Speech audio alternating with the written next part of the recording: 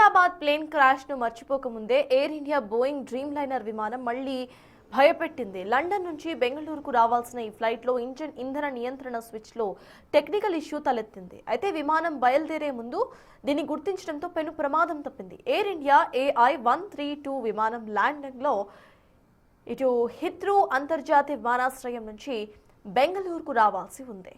అయితే అక్కడ బయలుదేరే ముందు ఇంజిన్ స్టార్ట్ చేస్తున్న టైంలో ఫ్యూయల్ కంట్రోల్ స్విచ్ విఫలమైనట్టుగా పైలట్ గుర్తించారు.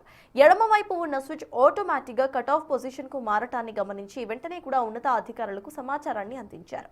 దీంతో తమ బోయింగ్ 787 డ్రీమ్ లైనర్ విమానాన్ని నిలిపివేసినట్టుగా ఎయిర్ ఇండియా సోమవారం ప్రకటించింది.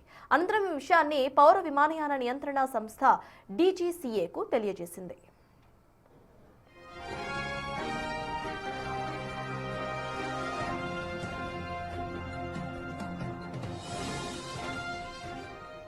గత ఏడాది జూలైలో అహ్మదాబాద్లో జరిగిన ఎయిర్ ఇండియా బోయింగ్ విమాన ప్రమాదం కూడా ఫ్యూయల్ కంట్రోల్ స్విచ్ వైఫల్యం వల్లే సంభవించినట్టు ప్రాథమిక దర్యాప్తులో వెల్లడైంది.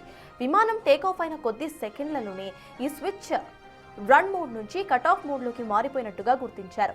తాజాగా లండన్ బెంగళూరు విమానంలోనూ ఈ సమస్య తలెత్తింది. విమానం బయలుదేరక ముందే సమస్యను గుర్తించడంతో పెను ప్రమాదం తప్పింది.